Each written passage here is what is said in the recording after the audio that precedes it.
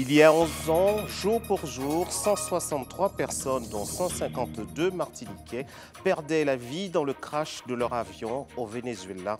Les familles des victimes réclament toujours la vérité dans ce dossier. Un homme de 70 ans percuté de plein fouet par une voiture devant son domicile à Port-Louis. La folie routière a encore tué. L'opinion est choquée. Le reportage d'ATV Guadeloupe au cœur de ce nouveau drame de la route. Pour combattre les excès de vitesse et les déviances en tout genre sur les routes, le préfet annonce l'installation de radars qui flashent dans les deux sens. La lutte contre cette folie routière meurtrière semble vouloir s'accentuer.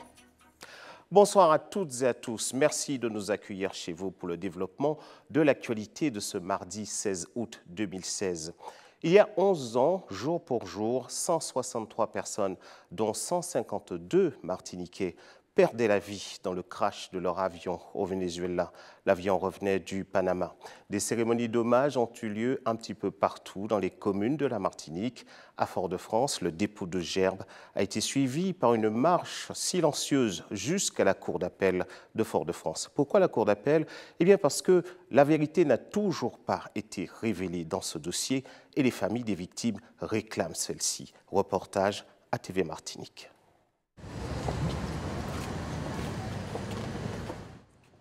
Émotion à Fort-de-France ce matin et un hommage encore nécessaire 11 ans après, alors que la douleur est toujours vive pour ces familles venues se recueillir devant cette stèle érigée à la mémoire des victimes. Tout n'a pas été dit, que cette enquête est bâclée, que les véritables responsables ne sont pas inquiétés. Je crois que chaque Martiniquais, chaque Foyalais se sent concerné aujourd'hui. La ville de Fort-de-France a été aux côtés des familles en 2005. Oui, le temps a passé. Mais le temps ne doit pas laisser s'estomper la volonté d'aller plus loin, la volonté de savoir la vérité, la volonté de se battre. Entre colère et incompréhension, les proches des victimes se regroupent pour une marche silencieuse en direction de la cour d'appel, un geste symbolique pour contester le non-lieu rendu par la justice concernant l'enquête sur les circonstances de l'accident. C'est pour dire qu'on ne les oublie pas et aussi pour dire aux familles que nous sommes là, que nous ferons tout ce qu'il faut pour connaître la vérité et nous allons à la cour d'appel. On entend parler de crash en France, d'attentats.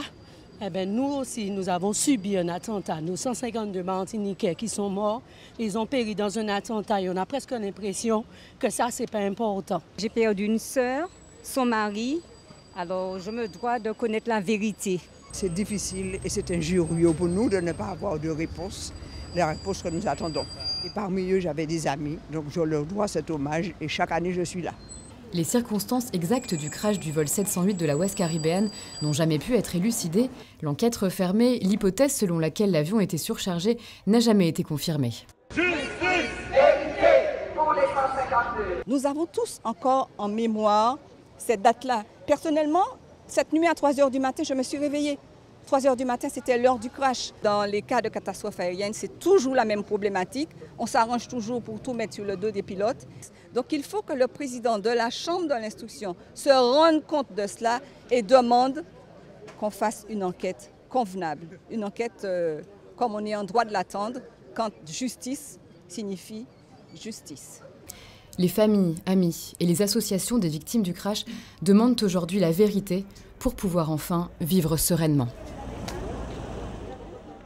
Une cicatrice qui ne se referme pas facilement à la Martinique. Cette fois, allons en direction de Port-Louis, sur la route nationale numéro 8. C'est là qu'un automobiliste a perdu le contrôle de sa voiture. Celle-ci a traversé la chaussée pour aller percuter un homme de 70 ans qui était tout simplement devant chez lui. Dans la section de Pelletan où s'est produit le drame, c'est le choc. Reportage, Patrick Curie, Moïse Exter, Linda Kayarsi. Ce dimanche, vers 6 h du matin, à la section Pelletan à Port-Louis, que Gilbert Edo, âgé de 70 ans, a été percuté par un véhicule. Il semblerait que le conducteur s'était endormi après une soirée arrosée. Un accident qui s'est déroulé non loin de la maison familiale. J'étais dans mon lit et tout, et je me suis réveillée à cause du bruit de l'accident. En sortant de chez moi, j'ai cru que c'était deux voitures qui étaient entrées en collision. Et je sors, je vois la voiture à quelques pâtés de maison, bien amochée. Enfin, la voiture est bien évidemment réformée. Et voilà, j'ai un cousin qui habite pas loin, qui avait parlé avec mon papy bien avant que cette tragédie se passe. Et il nous crie, voilà, il est mort, il est mort. Donc je me dis, mais pourquoi il dit ça? Donc on avance et puis on voit ses vêtements éparpillés un peu partout là. J'avance sur la barrière, je m'appuie sur la barrière et je tombe sur le cadavre comme ça, en face de moi. Et franchement, je vous dis que c'était un coup très dur, c'était très douloureux pour moi de voir mon papy dans cet état. Son cousin, René Béliard, comme à l'accoutumée, venait saluer son cousin au même endroit. Il est l'une des dernières personnes à l'avoir vu avant le drame. Nous étions pas un petit moment. À peine, pas des 10 minutes. À partir de laisser deux groupes là, et on veut monter pichon. Là, on voit ces cases-là. Moi, on a des beaux. Et on dévie sur le lieu. Gilbert. Après, c'était à terre là. On va courir en bas véranda là. Là, on courir en bas véranda là. On courir par là. On courir un garçon moins. On met ton chauffeur à cabine trouver moi. C'est une chemise. Il y a mon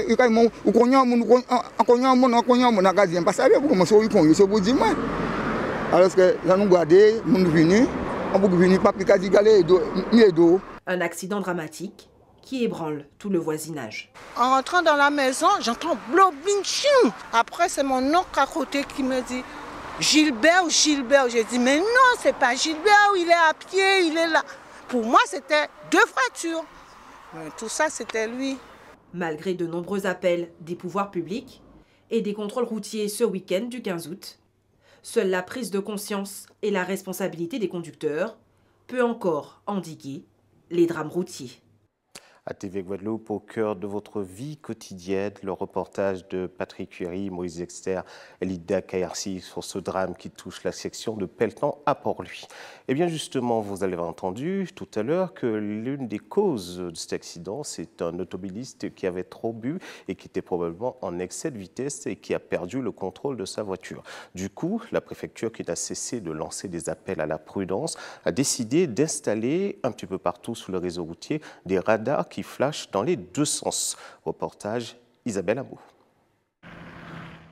On compte depuis le 31 juillet 41 personnes qui ont perdu la vie sur nos routes contre 22 à la même date en 2015. Une mortalité due à la vitesse excessive dans 30% des cas. Et pour cause, 6 radars fixes de contrôle de vitesse sur les 20 radars installés seront équipés de la fonction double sens dès la rentrée. Parmi eux, celui de la RN2 entre Bémao et Lamentin ou encore à la Riviera au Gosier, sans oublier le radar de la section Sainte-Marie à Cap-Esther-Bello. Ce système, homologué par le Laboratoire national d'essai, permettra de contrôler la vitesse des véhicules qui circulent sur deux voies opposées. Des panneaux de signalisation ont déjà été installés sur chacun des axes contrôlés. Un nouveau système qui permettra sans doute de sauver des vies. Il nous est apparu utile d'ajouter à cette actualité dramatique une dimension pédagogique en vous présentant les gestes qui peuvent sauver des vies, parce que si vous êtes témoin d'un accident, qu'il y a des personnes en détresse, voici le reportage de Karen Diama. À leur arrivée, tout de suite, on va solliciter la conscience avec une question et deux ordres. Hop, il a perdu connaissance. On va par contre, après, regarder s'il respire.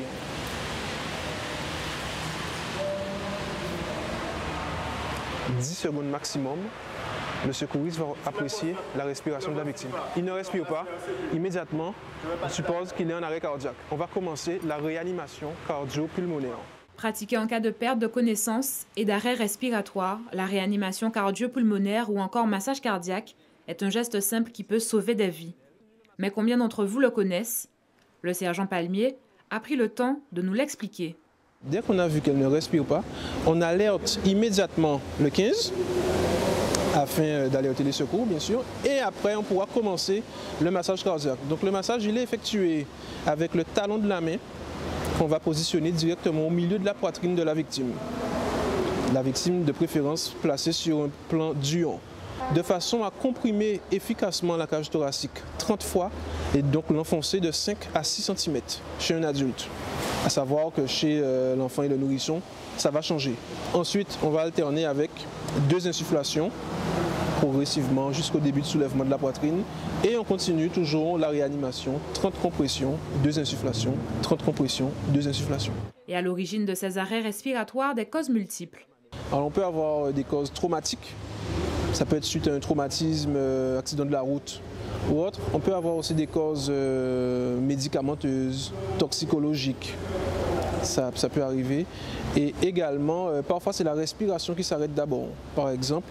Dans le cas de la noyade, celui qui se noie, il avale de l'eau et puis après, parfois, il peut avoir un arrêt cardiaque. Parfois aussi, c'est déjà une maladie du cœur. Le cœur est déjà malade et puis, malheureusement, un jour, hop, il s'arrête. Une personne en arrêt respiratoire voit ses chances de survie diminuer de 10% à chaque minute passée sans secours. Pourtant, seulement 20% des témoins d'un arrêt cardiaque pratiqueraient les gestes de secours. Il est donc nécessaire de s'informer et de se former aux gestes de premier secours. Voilà, ce sont des gestes qui pourraient s'avérer utiles dans les circonstances actuelles que nous connaissons dans le pays. Entamé le 26 juillet 2016, et là nous entrons dans l'actualité sociale, le conflit à Biométal se poursuit. L'intersyndicale UGTG-CGTG réclame l'abandon des 9 licenciements prévus, l'arrêt de la sous-traitance, l'amélioration des conditions d'hygiène et de travail. Voici le résumé de la situation par Karen Diamant. En grève depuis le 21 juillet dernier, une partie des employés de Biométal est mobilisée et la situation ne semble pas s'améliorer. Depuis que nous avons commencé la grève, nous avons fait 2-3 rencontres avec la direction qui n'a pas abouti à rien. Vous savez qu'il y a licencié 8 salariés. Nous, salariés, nous avons fait quand même des avancées, des propositions. Des propositions de la sorte que nous, des salariés qui sont d'accord à partir d'un entretien, on n'est pas négocié. Nous avons constaté ni 4 et nous avons constaté que la direction toujours veut pas permettre les choses avancer. Nous passons dehors des tables là, ils disent nous comme quoi ils voient les dirigeants Martinique le mercredi. Au samedi, nous recevons tout un courrier de départ volontaire. Or, c'était 4 salariés qui ont certains l'âge avancé qui veulent partir. Donc là, ils ont fait la proposition à tout le monde. Mais dans le même courrier là, ils ont dit comme quoi que c'est eux qui choisissent et qui font les démarches. Excusez-moi camarades, là on fait un départ volontaire, c'est vous qui avez fait le choix. Outre les revendications des syndicats, un poids supplémentaire vient alourdir le conflit, la direction de Biométal ayant assigné les grévistes en justice. Vous constatez comme nous-mêmes, ils disent que la société est bloquée. Ici, vous allez constater, vous allez faire le tour, il n'y a aucun non-gréviste. Il n'y a que des grévistes là. La porte est ouverte, tout le monde peut rentrer travailler. Aujourd'hui, depuis 6 h du matin, il n'y a aucun travailleur non gréviste qui est présent. Sous l'assignation, nous disent qu'on empêche les camarades de venir travailler, on bloque. Rien n'est bloqué. S'ils veulent travailler, on n'empêche personne de travailler. Ils ont assigné nous au tribunal, avant ils ont fait de bonnes démonstrations et servi avec salariés pour dire qu'ils sont non grévistes. Mais le problème c'est que c'est eux qui ont fait texte pour salariés là. Et ils ont dit encore, confirmer que vous non grévistes, confirmez que vous ne pouvez pas venir sur le travail là. Malheureusement, camarades, ils prennent les plus faibles pour servir avec vous. Et ces camarades-là, ça n'a pas rien contre eux.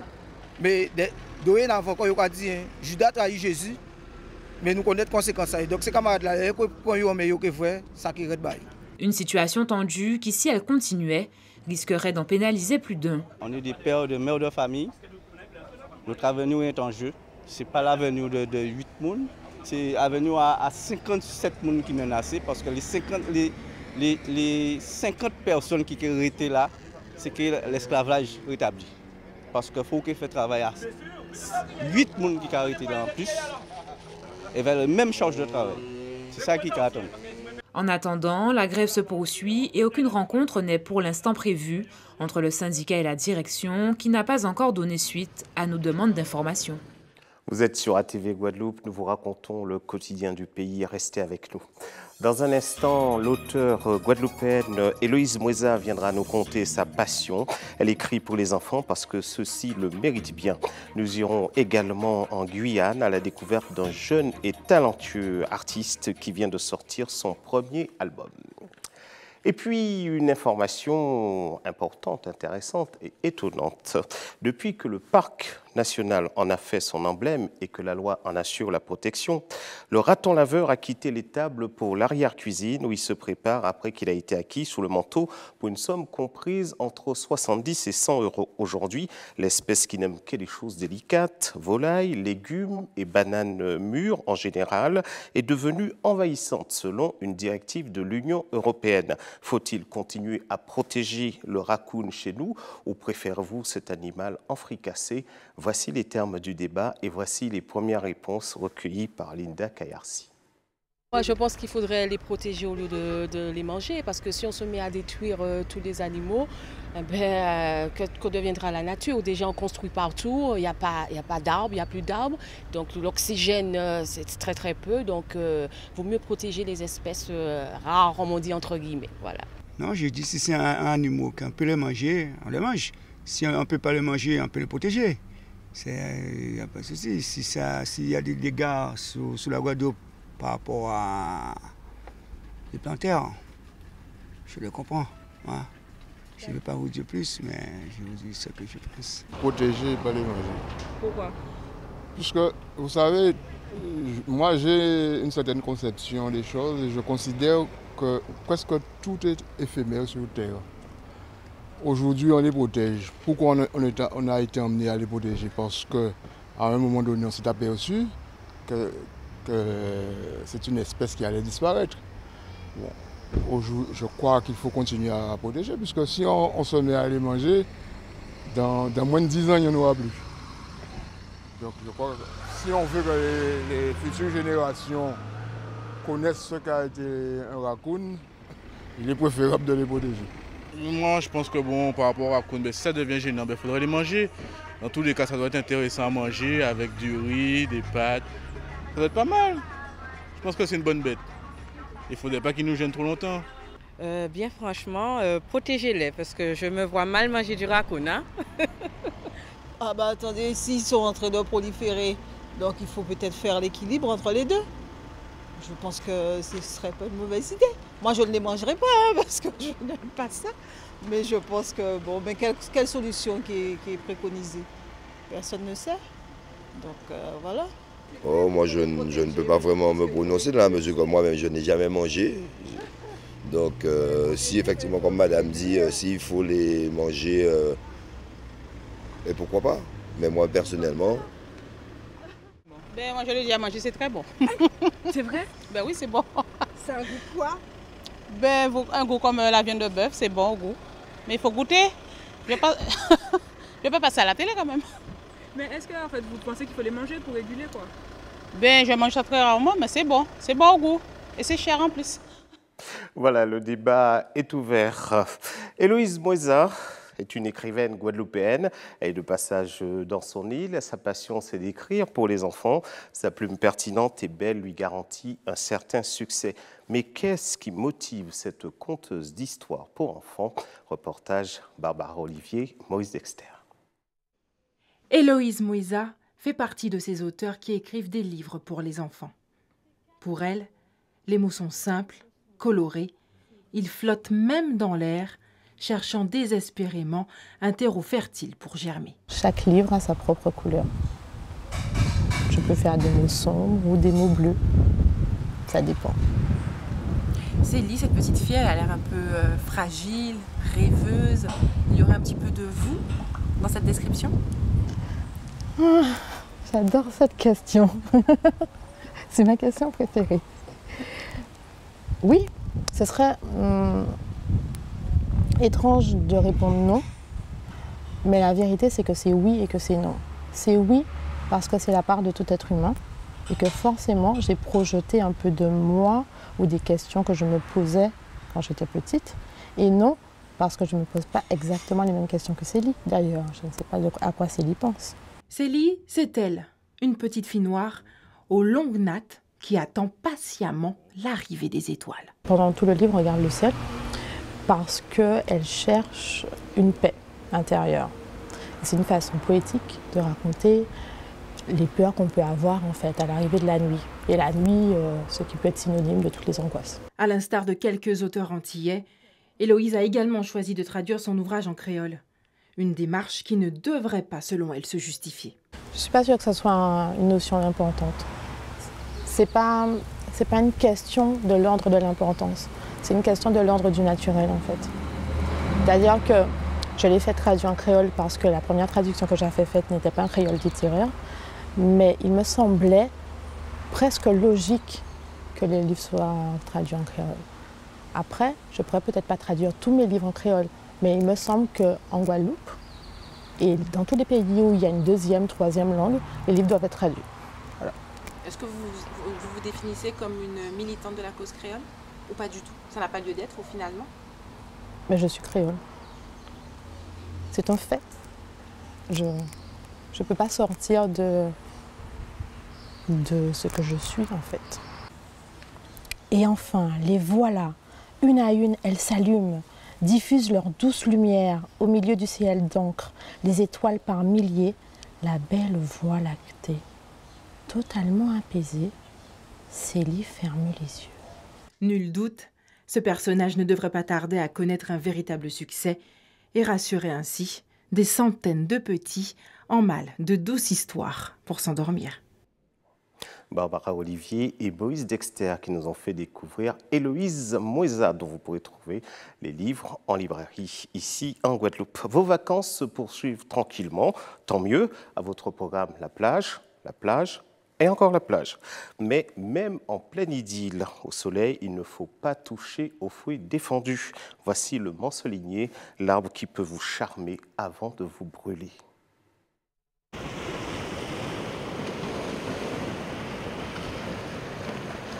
On aurait presque envie de s'appuyer sur son tronc à l'ombre de ses feuilles ou de goûter à son fruit charnu, mais surtout pas. Cet arbre compte parmi les plus dangereux au monde pour sa toxicité. En Guadeloupe, il porte le nom de mancenillier. Il est aussi connu sous le nom de Árbol de la Muerte, arbre de la mort en espagnol. Par contre, le nom, je ne le connais pas, mais je sais qu'il ne faut pas y toucher. Il ne faut surtout pas toucher aux fruits. Et s'il vient à pleuvoir ou autre, sans le lever de dessous, parce que les gouttes d'eau sont assez dangereuses pour nous, quoi. Et pas se frotter les yeux aussi avec. Voilà, c'est tout ce que je sais. Ne pas s'abriter sous le mansolinier lorsqu'il pleut est une règle d'or, mais il faut également apprendre à le reconnaître, car tout dans cet arbre est toxique. C'est un arbre à tronc à écorce lisse. Elle est gris foncé, voire gris clair, très lisse au contact, mais qu'il faut quand même éviter de toucher, parce qu'il peut y avoir toujours de la sève sèche sur son écorce. Souvent, nos ouvriers forestiers les marquent d'un cercle rouge à la peinture. Tous les troncs, ils essaient de les marquer le plus possible pour que les gens puissent ne pas le confondre. Son fruit, de couleur jaune, est mortel. C'est une petite drupe. Il ressemble légèrement à une pomme surette, très connue aussi. À ne pas confondre, parce que des fois, on peut rencontrer les deux poussant dans le même milieu. Il est légèrement odorant, très corrosif par contre, aussi. Si vous l'avalez, il peut causer votre mort. Oui, par hémorragie interne, au niveau de l'estomac.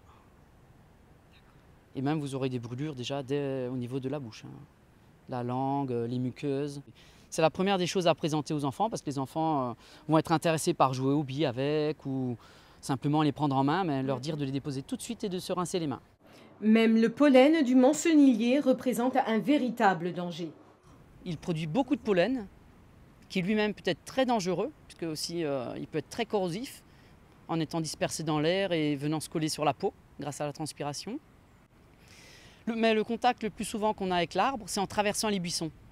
On casse des petites feuilles, on casse des petits branchages et on observe tout de suite une petite sève blanche, un latex blanc qui coule, qui est très corrosif et qui peut entraîner une brûlure comparable à un coup de soleil très fort, avec perte de la première couche de peau. En cas de brûlure, rincez abondamment à l'eau douce et si la douleur persiste, il faut immédiatement se rendre à l'hôpital. Reportage diffusé le 11 janvier 2016, si je ne m'abuse. Et maintenant, c'est l'heure pour nous d'effectuer un tout petit voyage en Guyane pour découvrir un jeune artiste qui vient de sortir son premier album, HB King. Je vous laisse le soin de découvrir. Derrière cette porte, Hervé Bisserette se laisse porter par le son de son ami de toujours, son saxophone.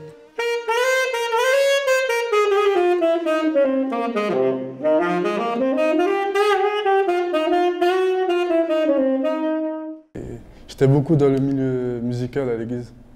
Et du coup, je me suis laissé emporter. J'ai commencé par la batterie à l'âge de 7 ans.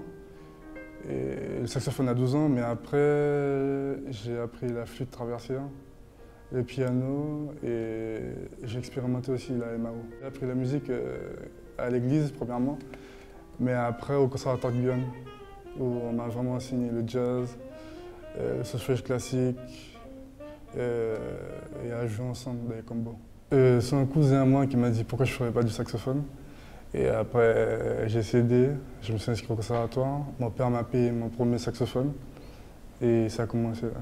C'est depuis son plus jeune âge que le mélomane s'est plongé dans le monde de la musique. À l'église d'abord, puis au conservatoire. Aujourd'hui, il a sorti son premier single.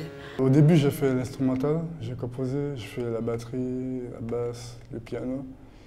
Et après, à la base, ça devait pas être un single. Et après, on travaillait avec un rappeur ghanéen qui est basé à Toulouse, Flashy. Et ça m'est venu l'idée de sortir un single. Et après, je lui ai fait poser des paroles dessus. Et il y a mon pote guitariste qui a posé aussi la guitare et qui a fait le mixage. Et après, par la suite, j'ai enregistré le saxophone et c'est sorti. Mais sa passion, il la doit surtout à sa famille. Il y a mon grand frère qui faisait de la batterie, après qui a fait de la basse. Mon deuxième qui a fait de la batterie, après de la guitare, et s'est spécialisé dans tout ce qui est le son, l'enregistrement, le live. Et moi, je suis venu par la suite. Mais c'est moi qui ai vraiment resté dans le domaine musical. J'ai été pris en licence jazz à l'université Toulouse Jean Jaurès, où j'étudie là-bas, et là, je vais faire ma 3e année en licence. Et mon père m'a juste prévenu au début de ne pas lui faire gaspiller de l'argent pour rien. Et si je fais du saxophone, que je dois être sérieux et donner un bon rendu. L'artiste guyanais revient au pays pour se ressourcer, avant de reprendre le chemin vers la métropole, afin de finir ses études et pouvoir travailler pleinement sur son premier album. À TV Guadeloupe, au cœur de votre vie quotidienne, voici quelques informations qui pourraient vous être utiles. Les horaires de vacances pour les services municipaux jusqu'au 26 août 2016, de 7 à 13h30 à Baïf, de 7 à 12h30, mercredi, vendredi, service police municipale, 7h30 à 15h, du lundi au vendredi. Baïf également, le recensement des personnes fragilisées. Vous vous adressez au CECA, c'est la période cyclonique. Le contact, vous l'avez, 81 02 26 05 90. Le CRNBT recrute, ça c'est le cercle des nageurs de la région de Basse-Terre, 2 éducateurs sportifs, des activités de natation, en CDI à temps plein. Les renseignements, vous avez le numéro de téléphone. Si vous connaissez ce métier, n'hésitez pas à vous y rendre. Et le CNRBT recrute toujours, pour s'inscrire, il faut du lundi au vendredi, de 8h à 12h et de 14h à 17h pour les activités. Et le planning des collectes de sang, c'est au centre commercial Millénis, les 24 et 25, c'est de 13h à 17h30 et c'est demain 17 août. Voilà, c'est la fin de ce journal. Dans un instant, je vous en rappellerai les principaux titres.